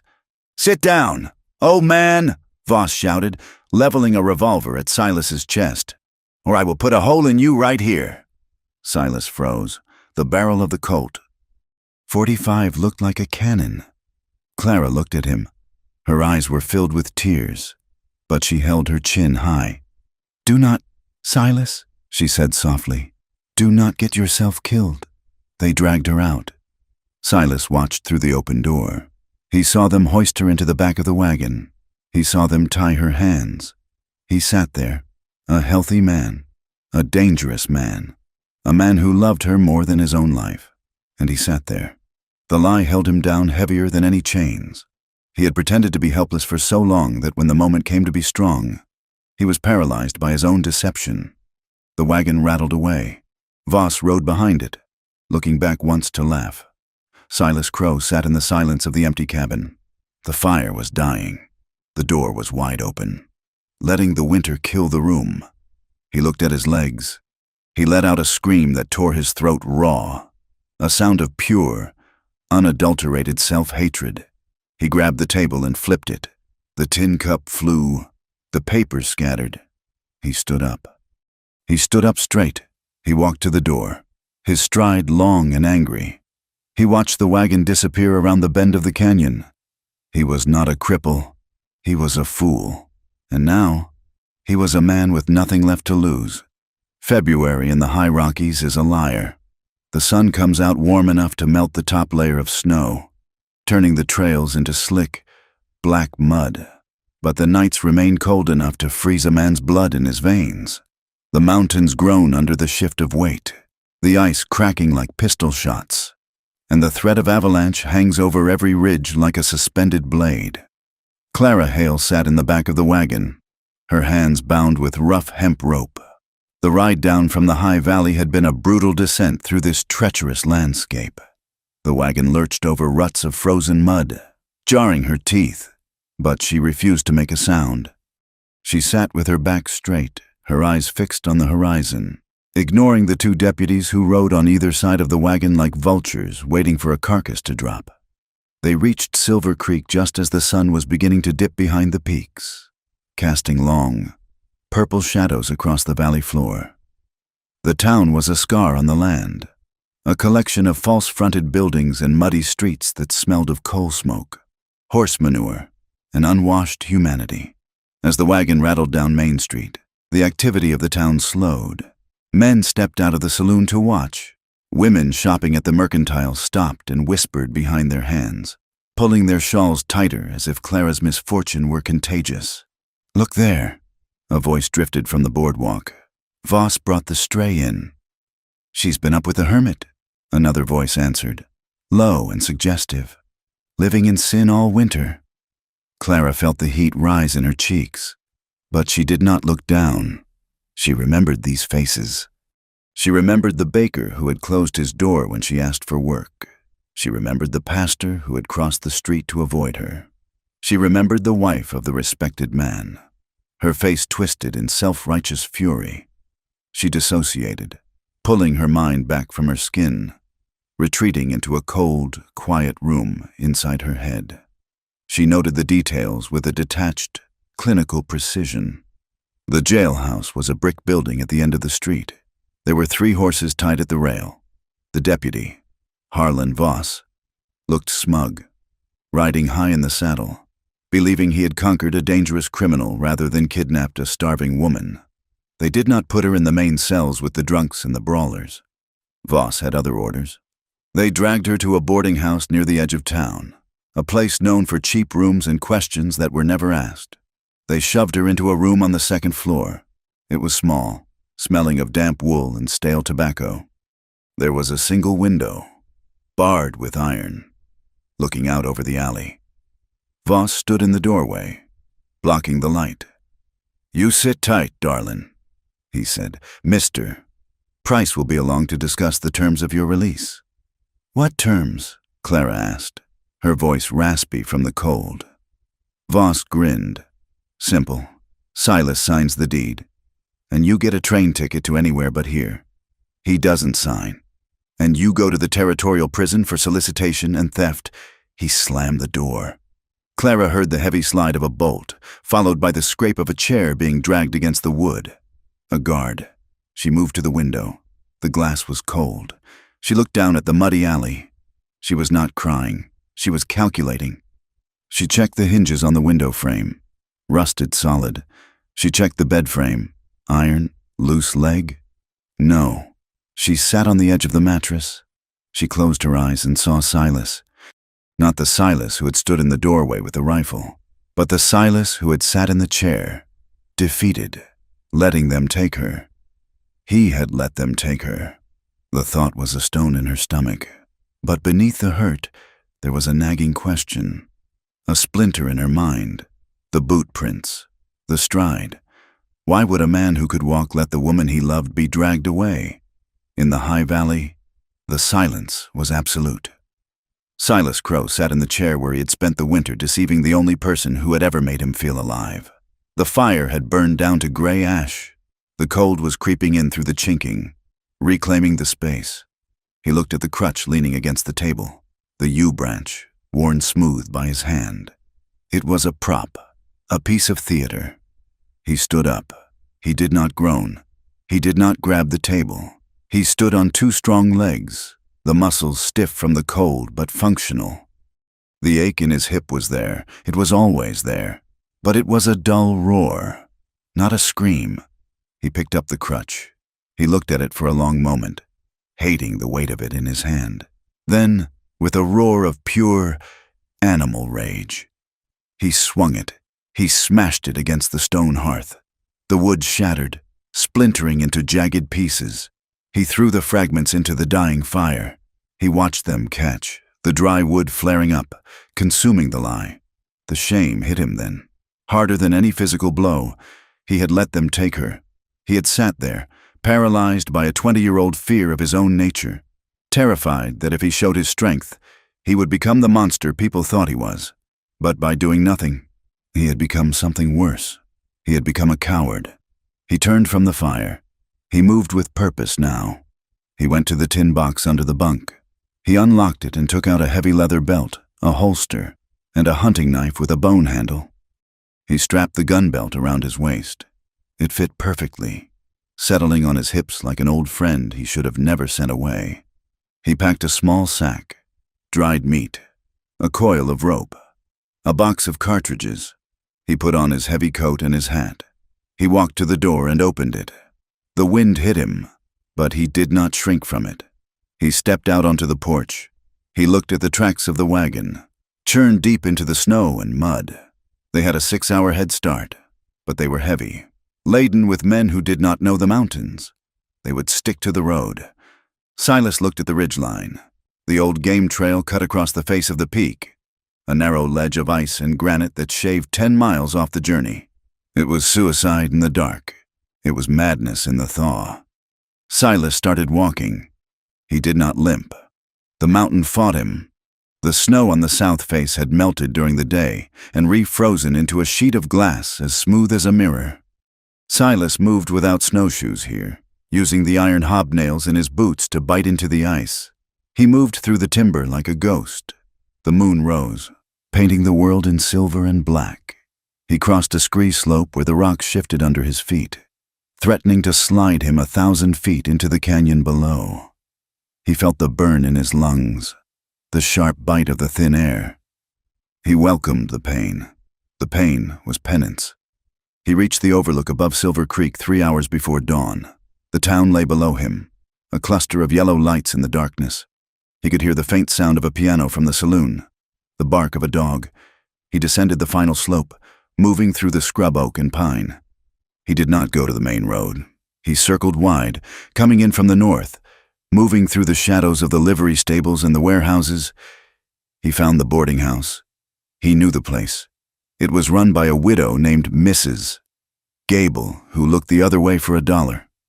He crouched behind a rain barrel in the alley. He watched the building. There was a light in a second-floor window.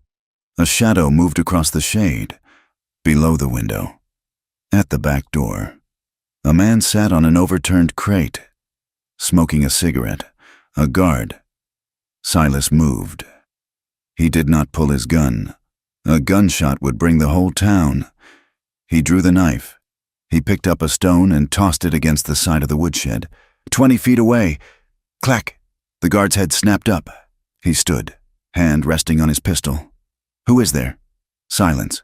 The guard took a step toward the shed, squinting into the dark. Just a rat, he muttered. Silas stepped out of the shadows behind him. He moved with a speed that belied his age. He wrapped his arm around the man's throat, choking off the cry, and drove his knee into the man's kidney. The guard folded without a sound. Silas dragged him into the darkness of the alley and used the man's own belt to bind his hands and feet, gagging him with a dirty handkerchief. Silas looked up at the window. It was 12 feet up. There was a drain pipe, rusted and precarious. He tested it. It groaned. It would not hold him. He looked around. He saw a stack of crates by the kitchen door. He stacked 2 of them, climbed up, and reached for the sill of the first-floor window. He hauled himself up, his boots scrambling for purchase on the siding. He reached the second-floor ledge. His breath was coming in ragged gasps. He was too old for this, but he pulled with everything he had. He peered through the glass. Clara was sitting on the bed. She was awake. She was staring at the door. Silas tapped on the glass. 3 sharp taps. Clara jumped. She spun around. She saw the dark shape in the window. She moved closer, squinting. "Silas?" she mouthed. He nodded. He tried to lift the sash. Locked. Clara understood. She looked at the door. She looked back at him and held up a finger. Wait, she went to the door. She knelt down. Silas watched, confused. What was she doing? Clara pulled a hairpin from her messy bun. She straightened it. She slid it into the keyhole. She worked it, her face pressed against the wood. Listening. She was not waiting to be rescued. She was freeing herself. Inside the room. Clara felt the tumbler click. It was a cheap lock, worn out by years of transience. She turned the knob slowly. It gave. She opened the door a crack. The chair in the hall was empty. The guard must have gone downstairs for coffee or to the privy. She slipped out. She did not run to the stairs. She ran to the window at the end of the hall that opened onto the fire escape. She threw the latch and pushed it up. Silas was already there.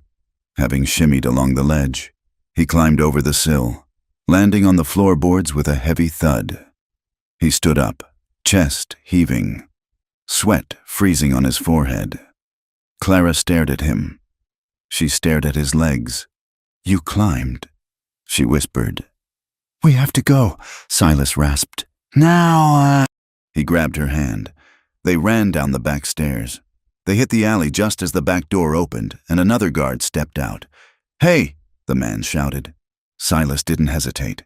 He shoved Clara behind a stack of barrels and lunged. The guard raised his rifle, but Silas was inside his guard. He slammed the heel of his hand into the man's nose, hearing the crunch of cartilage. The rifle clattered to the cobbles. Silas followed with a hook to the jaw that dropped the man like a sack of grain. "Run!" Silas hissed. They ran. They splashed through the mud of the alley, weaving between the backs of buildings. A whistle blew, sharp, piercing. The town was waking up. "This way!" Clara panted. She pulled his arm, steering him left. "The old tannery. It is abandoned." She knew the town's hiding spots better than he did. She led him through a maze of fences and trash heaps, ducking under clotheslines, until they reached a dilapidated shed on the far edge of town. Near the river, they burst inside. The smell of rotting leather and old chemicals hit them. It was dark, but dry. Silas kicked the door shut and barred it with a rotting plank. He leaned back against the wall, sliding down until he hit the dirt floor. He gasped for air, clutching his side where he had pulled a muscle on the climb. Clara stood in the center of the room. She was breathing hard, but her eyes were fixed on him. She walked over to him. "Stand up," she said. Silas looked up at her. The adrenaline was fading, leaving behind the cold reality of what had just happened. "Clara," he said, "stand up. Silas." He placed his hands on the wall and pushed himself up. He stood straight. He did not lean. He did not sway. Clara looked at his legs. She looked at the way he held his weight, evenly, powerfully. "You can walk," she said. It was not a question. "Yes," Silas said. You could walk the whole time. Yes. She stepped closer. Her hand came up. Crack. She slapped him across the face. It was a hard, stinging blow that rocked his head to the side. You liar, she hissed. You selfish, stubborn, old bastard. Silas turned his face back to her. He took it. He deserved it. You let me drag that sled, she cried, tears finally spilling over. You let me freeze my hands. You let me think I was keeping you alive. I was afraid, Silas shouted back, his voice echoing in the small shed. Afraid of what? Of walking. Afraid of you. Silas grabbed her shoulders. I was afraid that if you knew I was whole, you would leave. I was afraid that if I was just a man, just a lonely, violent man, you would see no reason to stay. I needed you to need me. He shook her slightly, his grip desperate. And when they came, when Voss came, I was afraid that if I stood up, I would kill them. I was afraid I would become the killer again. And you would see the blood on my hands and run. Clara stared at him. The anger in her eyes warred with something else. Relief, pain, understanding. You think I stayed because you were crippled? She asked, her voice breaking. Why else would a woman like you stay with a man like me? Silas asked. Because you were kind, Clara screamed. Because you were the first man who didn't try to take something from me. Because you gave me the best meat and heated stones for my feet. She shoved his chest hard. I didn't fall in love with your limp, Silas Crow. I fell in love with you, and you let them drag me away because you were too busy hiding from yourself. Silas stood frozen. The words hung in the air. I fell in love with you. He looked at her face, streaked with mud and tears. He saw the fire in her eyes. I am sorry, he whispered. I am so sorry. Clara. Clara's shoulders slumped. The fight drained out of her, replaced by a trembling exhaustion. She stepped forward and buried her face in his chest. You are a fool, she sobbed into his coat. I know, Silas said, wrapping his arms around her. I know. He held her tight, crushing her against him. He buried his face in her hair. He felt her shaking, and he felt his own body trembling in response. I came for you, he said. I walked the ridge. I climbed the wall. I am done hiding. Clara pulled back. She looked up at him. Show me, she whispered. Show you what? Show me you are here. Show me you are real. She pulled his head down and kissed him. It was a kiss of desperation, of reclaiming. It tasted of salt and fear and survival. Silas groaned. He kissed her back, pouring every ounce of his regret and his love into the motion. His hands moved over her back, feeling the strength of her, the reality of her. They sank to the floor, onto a pile of old sacking. The cold of the shed didn't matter. The danger outside didn't matter. There was a frantic urgency to their touch. Buttons were undone with fumbling fingers. Skin met skin, hot and demanding. Silas held her face, looking into her eyes, needing her to see him, all of him, the broken parts and the strong parts. I am here, he whispered against her skin. I am yours. Clara pulled him closer. Don't you dare hide from me again, she breathed. The darkness of the shed swallowed them, but it was a warm darkness now. The scene faded into the rhythm of two people finding solace in each other, a physical affirmation that they were alive, that they were together, and that the lie was finally, irrevocably dead. Dawn came gray and wet. The light filtered through the cracks in the shed walls, illuminating dust motes dancing in the air. Silas and Clara sat against the wall, wrapped in his heavy coat. They shared the dried meat Silas had brought, chewing slowly. We cannot stay here, Silas said. They will search the outbuildings when the sun is up. Clara nodded. We should go to the railhead, catch the freight train east. Silas looked at her. Is that what you want? To run? Clara stopped chewing. She looked at the muddy toes of her boots. I have been running for 3 years. She said, I ran from my father. I ran from the town. I ran from the scandal. She looked up, her jaw set. If we run, they win. Price takes the land. Voss keeps his badge. And everyone in this town goes on believing I am a whore and you are a helpless old fool. Silas wiped his mouth with the back of his hand. He checked the cylinder of his revolver. "I am tired of running too," he said. He stood up. He offered his hand to Clara. She took it, and he pulled her to her feet. "Price is a businessman," Silas said. "He relies on paper. He relies on secrets. And Voss relies on fear," Clara added. She reached into the pocket of her dress. She pulled out a small, crumpled piece of paper. "When I was in the room," she said, "I heard them talking in the hall. Price was arguing with Voss about the payment. He gave Voss a promissory note. Voss dropped it when he was gloating. I picked it up before he saw." She unfolded the paper. It was a bank draft, signed by Eamon Price, payable to Harlan Voss for services rendered regarding the Crow claim. "It is proof," Silas said, a grim smile touching his lips. "Bribery. Conspiracy. It is only proof if a judge sees it." Clara said, "The circuit judge is in town today. I saw his carriage at the hotel when they brought me in." Silas holstered his gun. He adjusted his hat. "Then we have an appointment," he said.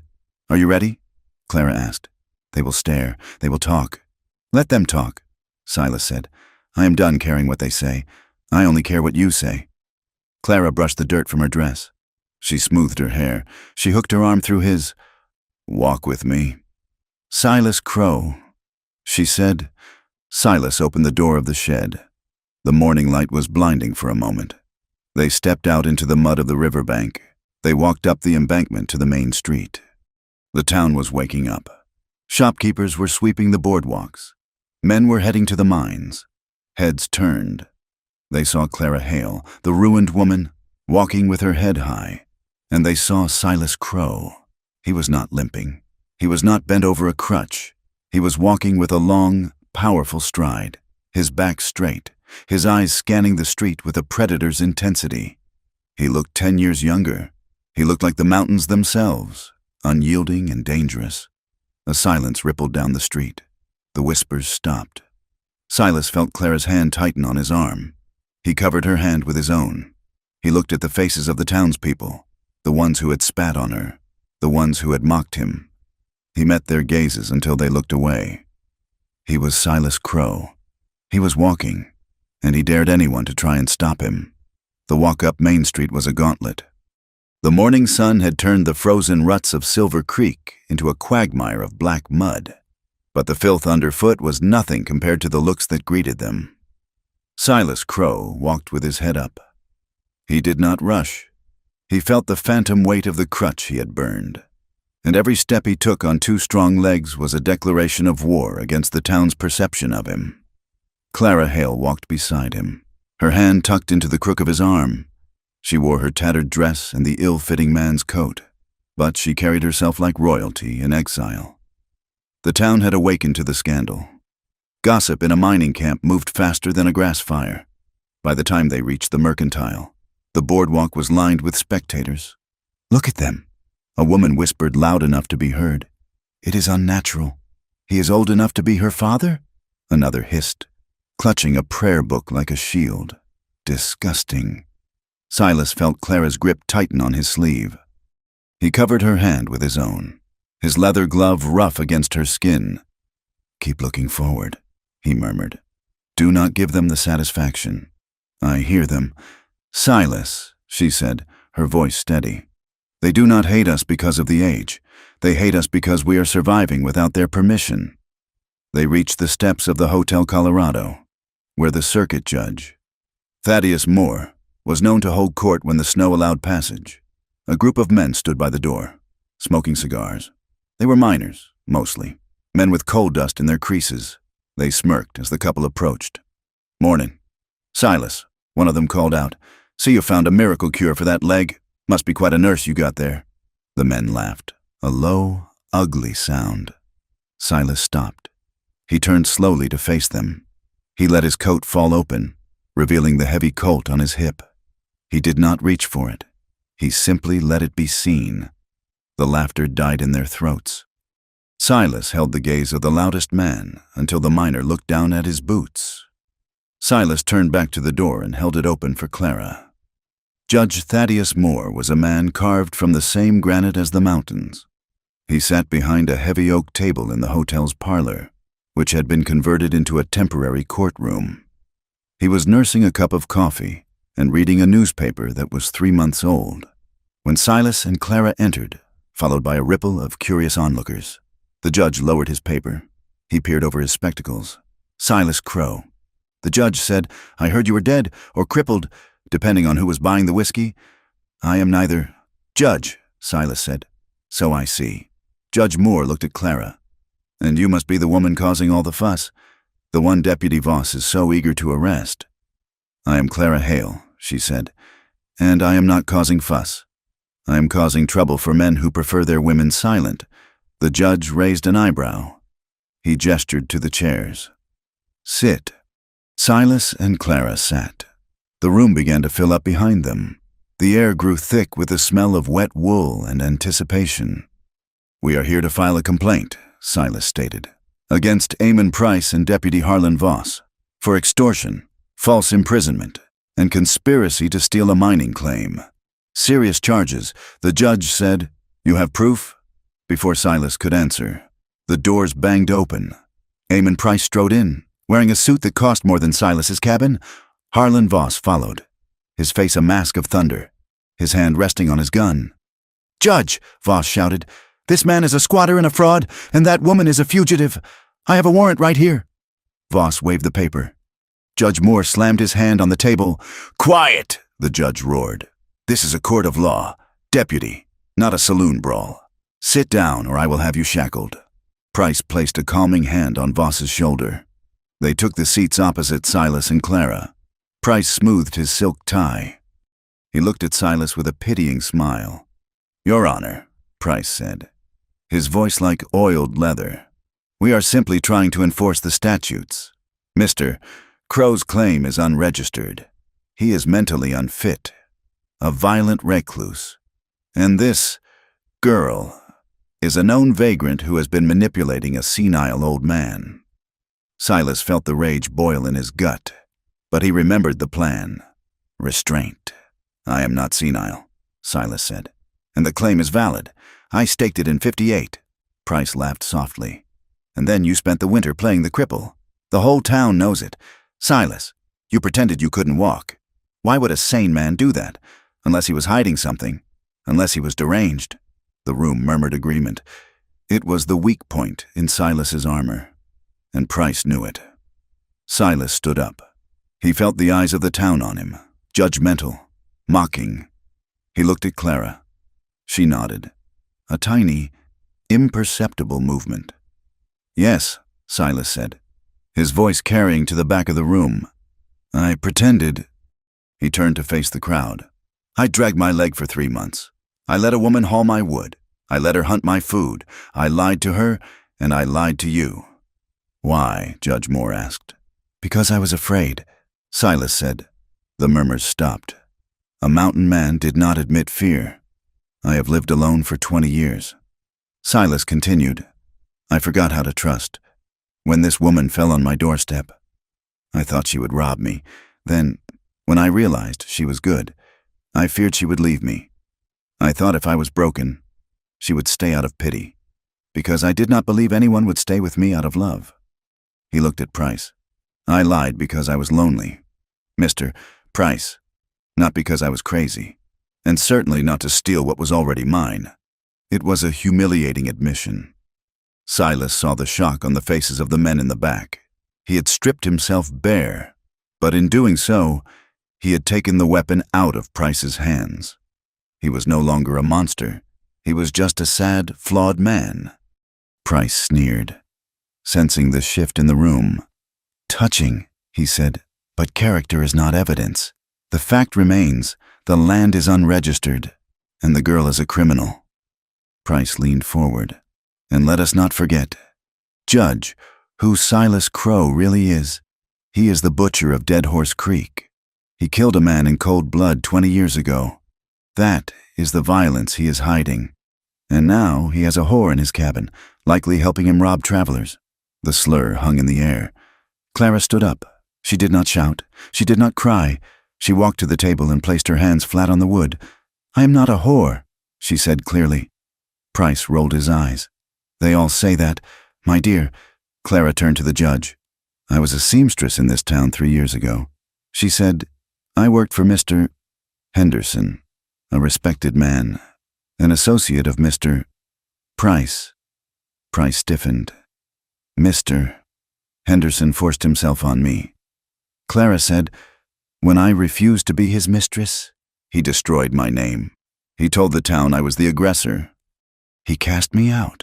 She looked at the older women in the front row, the ones who had whispered. "You all believed him, because he wore a suit and I wore an apron. You spat on me. You let me freeze. You call me a sinner because it is easier than admitting you allowed a predator to walk your streets." She reached into her pocket. "But predators get sloppy," Clara said. She pulled out the crumpled bank draft she had lifted from Voss. She smoothed it out on the judge's desk. "I heard Mr. Price and Deputy Voss talking when I was locked in the boarding house. Clara said, 'This is a bank draft for $200, signed by Eamon Price, payable to Harlan Voss.'" She pointed to the memo line. "It says, 'For services rendered.' Crow claim." The judge picked up the paper. He adjusted his spectacles. He looked at Voss. "Deputy?" the judge asked. "Care to explain why a land speculator is paying you $200? That is 4 years' salary." Voss turned the color of ash. It was a loan, Your Honor. A personal loan." Clara pulled another piece of paper from her pocket. It was a page torn from a small notebook she had found in the tannery shed. Silas hadn't known she had it. It was old, but the handwriting was distinct. "This is a list of names." Clara said, "I found it in the trash behind the land office when I was begging for scraps last year. It lists claims, and next to them, it lists bribes." She read from the page. "Henderson, $50. Voss, $10. Judge Holloway, $100. She looked at Price. "Mr. Henderson is on your payroll, isn't he? He ruins the women, you steal the land, and the law looks the other way. It is a system, and I am done being crushed by it." The room exploded. The respected man, Mr. Henderson, was a pillar of the community. To hear his name dragged into the mud alongside Price changed everything. The women who had judged Clara suddenly looked uncertain. If Henderson was corrupt, who else was? Price stood up, his face red. "This is slander. She forged those papers. She is a liar and a tramp." Judge Morse slammed his gavel. "Silence." The judge looked at the bank draft. He looked at the notebook page. He looked at Silas, standing tall and armed, and Clara, shaking but defiant. Then he looked at Voss. "Deputy, hand over your badge." Voss blinked. "What? Your badge? Voss, you are relieved of duty pending a federal inquiry into corruption." Voss looked at Price. Price stared straight ahead, his jaw working. Voss slowly unpinned the star and threw it on the table. "As for you, Mr. Price," the judge said, "this court finds the claim of Silas Crow to be valid by right of possession and improvements made. The lack of registration is deemed a clerical error, likely caused by the very corruption this court intends to investigate." Price grabbed his hat. "You cannot do this. I have friends in Denver, powerful friends. I suggest you go find them," Judge Moore said, "because if you are in Silver Creek at sundown, I will have you arrested for attempted fraud." Price glared at Silas. His eyes were venomous. "This isn't over. Crow," he whispered. He turned and stormed out. Voss followed him, casting one last hateful look at Clara. The courtroom remained quiet. The townsfolk looked at Silas and Clara differently now. The shame had shifted. It no longer rested on the couple. It hung over the town itself. They walked out of the hotel into the blinding afternoon light. They did not stop until they reached the back of the livery stable, away from the prying eyes of the street. The smell of hay and horses was grounding. Clara leaned back against the rough wood of the stable wall. She slid down until she was crouching in the dirt. "Clara?" Silas knelt beside her. She let out a sob. It was a raw, tearing sound. She covered her face with her hands. "It is over," Silas said, reaching for her. "You did it." "You beat them. I was so scared." She wept. "I was so scared my voice would stop working." It rang like a bell. Silas said. He pulled her hands away from her face. He wiped the tears from her cheeks with his thumbs. "You were amazing." Clara Hale, you stood there and you shamed the devil himself. Clara looked at him. Her eyes were red-rimmed, her face blotchy. They know, she whispered. They know about Henderson. They know I was innocent. Silas nodded. They know. He pulled her into his arms. He held her differently than he had in the cabin. There was no desperation now, only a profound, anchoring peace. He held her as if he were holding something precious that he had almost lost. Clara buried her face in his neck. She smelled of sweat and fear. But to Silas, it was the best smell in the world. Silas, she said against his skin. What happens now? Silas pulled back slightly. He looked into her eyes. We go home, he said. We plant the garden. We rebuild the mule shed. He paused, searching for the words. He was not a poet. He was a man who had spent a lifetime in silence. I cannot promise you it will be easy. He said, the winter will come back. The work is hard, and I am an old man with a bad past. He took her hand and pressed it to his chest, over his heart.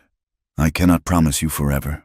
Clara, I do not have forever to give, but I promise you tomorrow, and the day after that, as long as there are days left in me, they are yours. Clara squeezed his hand. Tomorrow's enough, she whispered. She leaned in and kissed him. It was a soft kiss, tasting of salt and hope. It was a seal on a contract more binding than any paper Judge Moore could sign. The sun was setting by the time they gathered their supplies. They bought a new mule, a sturdy bay, with the last of Silas's coin. They loaded the sacks of flour, the coffee, the ammunition. They were tightening the cinch when a boy ran up to them. It was the stable boy, breathless and wide-eyed. Mr. Crow, he panted. What is it, son? Silas asked. The marshal. He tried to arrest Mr. Price at the train station, but Price had men waiting. There was a shooting. Silas went still. Is Price in custody? No, sir. He got away. And Voss, too. They took horses. Which way did they go? Silas asked, his voice dropping to a growl. The boy pointed toward the purple peaks in the west. Up the canyon road. Sir, toward the high country. Silas looked at the mountains. The peaks were shrouded in shadow. The snow turning blue in the twilight. They are going to the claim. Clara said. Her voice was flat. They know they cannot win in court, Silas said. So they are going to burn us out. They want the ore, or they want revenge. Likely both. He checked his rifle scabbard. He checked the cinches on the saddles. Clara, Silas said, stay here. Stay at the hotel. I will go up and finish this. Clara swung herself into the saddle of the rented mare. She looked down at him. I told you, Silas. I am done hiding, and I am done running. She pulled her coat tight. That is our home. If they want it, they have to go through both of us. Silas looked at her. He saw the steel in her spine. He realized then that he could not stop her, and more importantly, he did not want to. She was his partner. He mounted his horse. He pulled his hat low against the rising wind. Keep your rifle loose, he said. They rode out of Silver Creek as the darkness fell, leaving the lights of the town behind. They climbed into the black throat of the canyon, where the law of men did not reach, and where the land itself would decide who survived the night. The return to the high country was a journey through a world in violent transition. Spring in the Rockies was not a gentle awakening. It was a riot of water and mud. The snowpack, destabilized by the warming days, bled into the creeks until they roared like freight trains, brown and frothing with silt. The trails that had been hard-packed ice in January were now treacherous slides of slush and gravel that threatened to send horses tumbling into the ravines. Silas Crow and Clara Hale rode in silence for much of the climb, not out of tension, but out of necessity. The path demanded their eyes and their hands. Silas rode lead on the rented mare, picking a line through the washouts.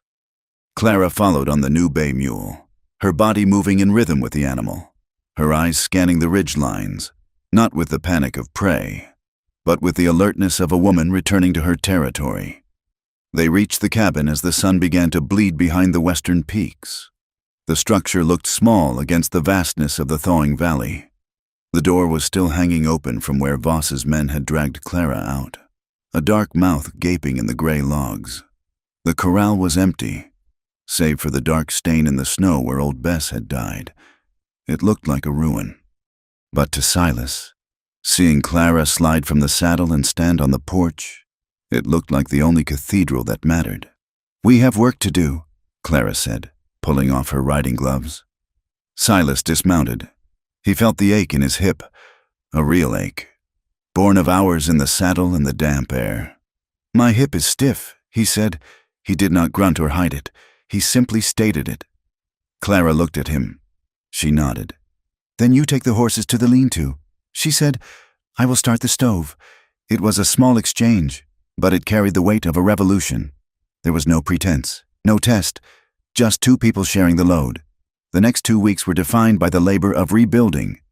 They did not just repair the cabin, they reclaimed it. Silas rehung the door. Reinforcing the hinges with fresh iron straps he forged in the small coals of the stove. He checked the perimeter every morning, not with the paranoia of a man hiding a secret, but with the prudence of a man protecting a treasure. Clara began to make the space hers. It was not a sudden transformation, but a series of small, radical assertions of existence. She found a bolt of yellow calico in her bundle, fabric she had saved from her seamstress days, and sewed curtains for the greasepaper window. When the sun hit them, the grim interior of the cabin was bathed in a warm, buttery light. She found a tin can, punched holes in the bottom, and filled it with soil. She placed it on the windowsill. "What is that?" Silas asked one evening, watching her press tiny dark seeds into the dirt. "Geraniums," she said. "I found the seeds in my pocket. I forgot they were there. You cannot eat geraniums," Silas noted. "No," Clara said, patting the dirt down. "But you can look at them, and they are beautiful. We have enough things to keep us alive. Silas, we need things to make us glad we are living." Silas watched her hands. He remembered how cracked and bleeding they had been in the winter. Now they were healing, though the calluses remained. "You are right," he said softly. He learned to apologize with his actions. He stopped hoarding the decision-making when it came time to shore up the roof against the spring rains. He did not bark orders. "The pitch is shallow on the north side," Silas said, standing by the ladder. "If we use the split logs there, the weight might be too much." "What do you think?" Clara looked at the roof. She squinted against the sun. "Use the cedar shakes for the north," she suggested. "They are lighter. We can save the logs for the wall repair." Silas nodded. "Good. Hand me the hammer." It was a partnership, but healing was not a straight line. There were mornings when Clara woke up screaming, thrashing in the blankets as the memory of the cell or the wagon clawed at her. On those days, she would retreat into herself, sitting by the creek for hours, staring at the rushing water. In the past, Silas would have tried to fix it. He would have offered food, or distraction, or tried to control her mood to assuage his own anxiety. Now, he learned the hardest skill of all, patience. He would bring her a cup of coffee and set it on a rock beside her. "I am going to check the south ridge," he would say. "I will be back in an hour." He gave her space. He let her feel the safety of being alone without being abandoned. And when he returned, she would usually be back at the cabin, the shadow gone from her eyes, ready to work again. "You came back," she said once, as if surprised. "I said I would," Silas answered. The thaw brought the green grass, but it also brought the inevitable reckoning. It happened on a Tuesday, under a sky of volatile gray clouds. Silas was down in the mine shaft, checking the shoring timbers. Clara was by the creek, washing clothes in the icy water. She heard the snap of a branch.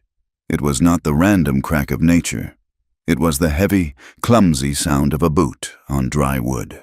Clara went still. She did not stand up immediately. She kept her hands in the water, scrubbing the shirt, but her eyes shifted to the tree line across the creek. She saw the flash of movement, a horse's flank, the glint of metal. She did not scream.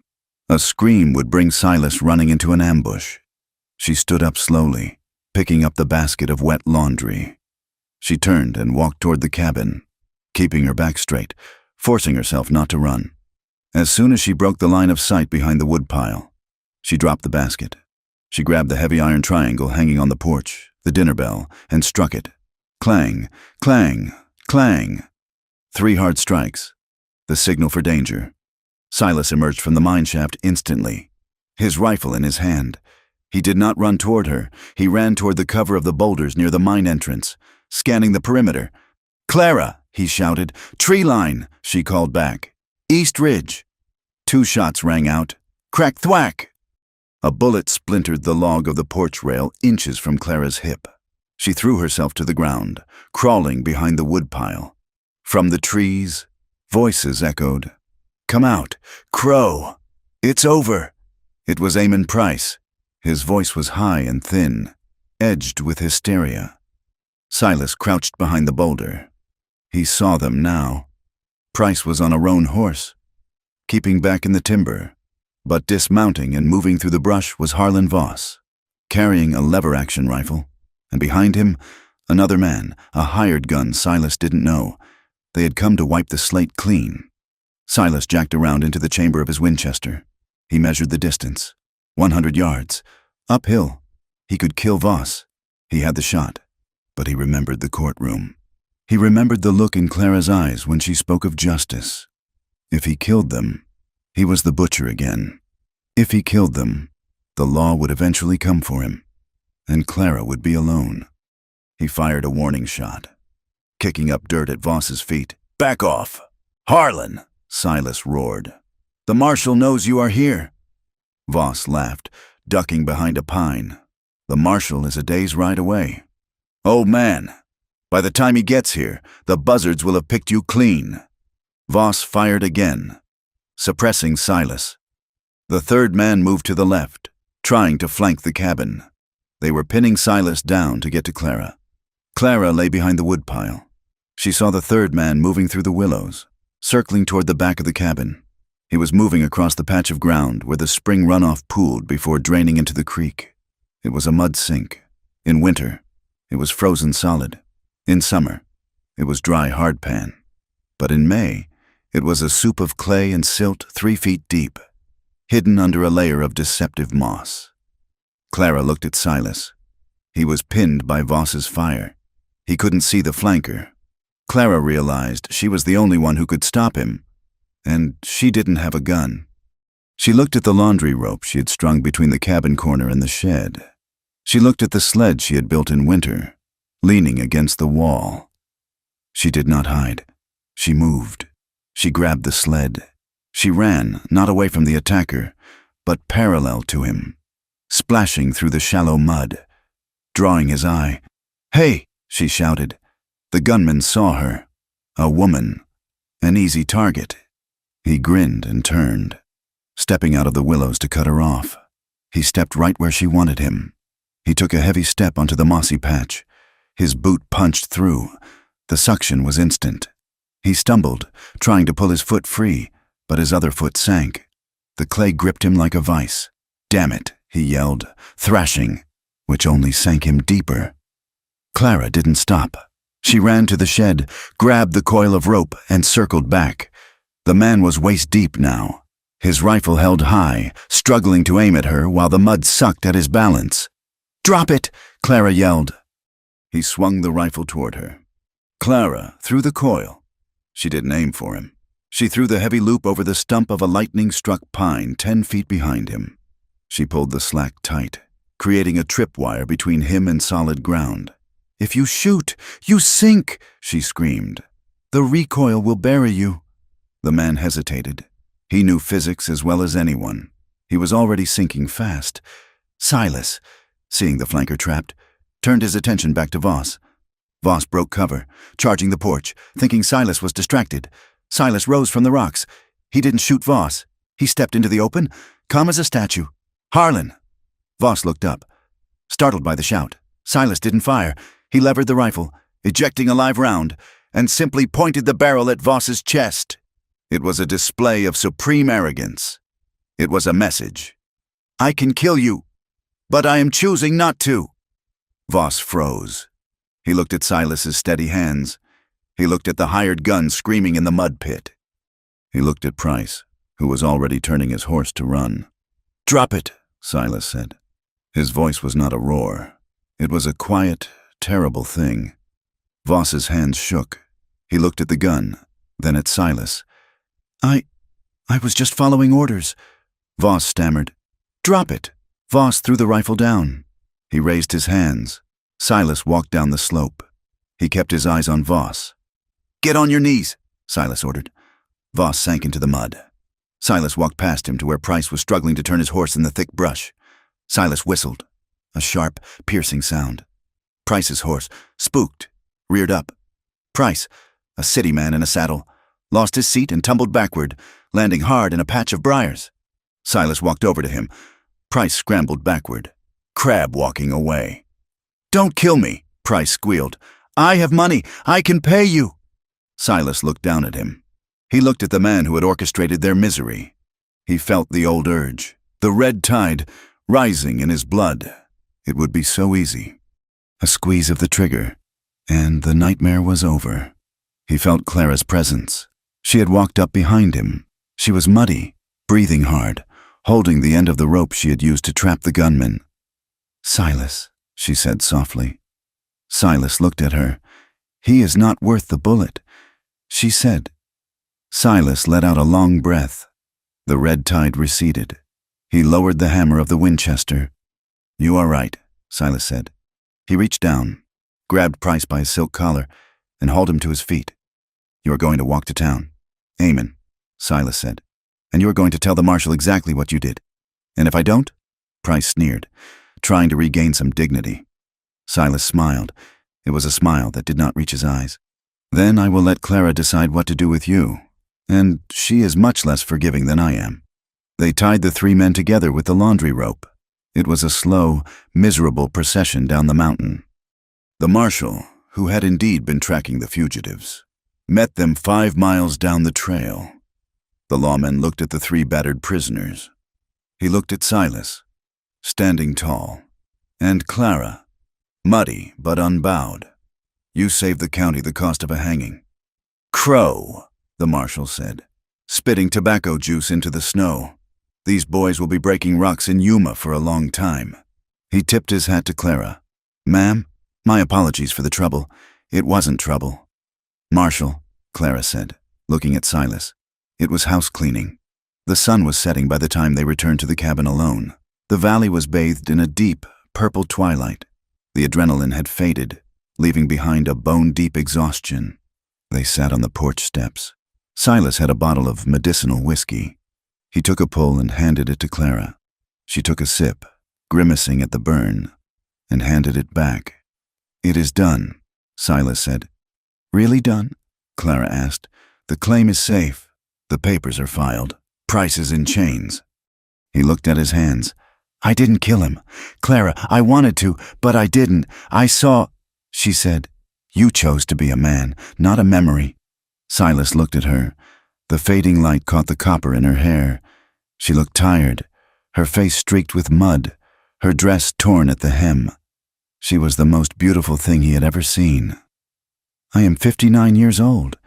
Clara," Silas said, "the years are going to move fast now. I have scars that ache when it rains. I have nightmares that won't go away entirely." He turned to face her fully. "I cannot give you a young man's life. I cannot give you dances and parties and a house in the city." Clara reached out and took his hand. Her fingers were rough, warm, and real. "I have had a young man's love. Silas, it was selfish and fleeting. I have had the city. It was cold and cruel." She leaned her head on his shoulder. "I do not want a fantasy. I want this. I want the work. I want the quiet. I want the man who heats stones for my feet." She looked up at him. "I choose you, Silas. Not because I have nowhere else to go, but because there is nowhere else I want to be." Silas felt a wall inside him crumble, the last fortification he had built around his heart. He realized that she wasn't staying because he had tricked her, or because she was trapped. She was staying because she saw him, all of him, and she stayed anyway. He leaned down and kissed her. The wind picked up, swirling down from the peaks. A late spring storm was rolling in, the clouds obscuring the stars. It would snow tonight, a wet, heavy snow that would melt by noon. But inside the cabin, the stove was warm. They went inside and bolted the door. Not against the world, but to keep the warmth in. That night, as the wind rattled the new shingles, there was no desperation in their touch. There was a slow, deliberate unraveling of defenses. Silas let himself be loved. He let himself believe that he deserved the softness of her skin against his. Clara let herself be cherished, letting go of the shame she had carried like a shield. They lay in the dark, limbs tangled, listening to the storm. "Thank you," Silas whispered into the darkness. "For what?" Clara murmured sleepily. "For walking into the snow," he said. "For saving me. You saved me first." She said, "No," Silas said, pulling the quilt tighter around them. "I just opened the door. You did the rest." The morning broke with a clarity that hurt the eyes. The storm had passed, leaving a dusting of fresh white on the peaks.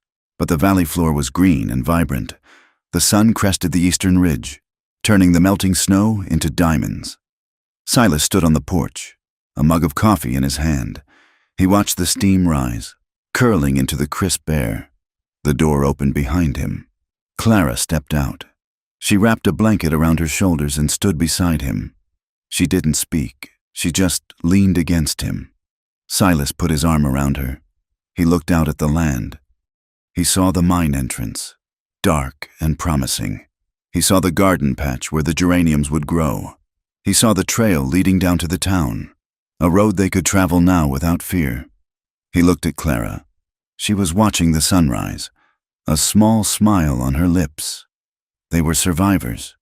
They were scarred, imperfect, and mismatched by the standards of the world, but standing there, hand in hand, watching the light flood the valley.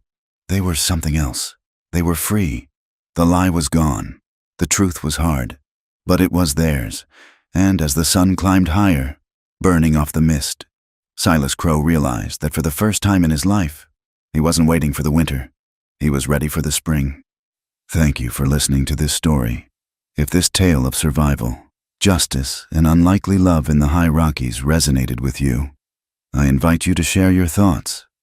Where are you listening from today? Did Silas and Clara's journey move you? Please consider subscribing to From Wild West for more stories of the American frontier, tales of grit, redemption, and the human spirit. Leave a comment below in English. I would love to hear from you. Until the next time, keep your powder dry and your eyes on the horizon.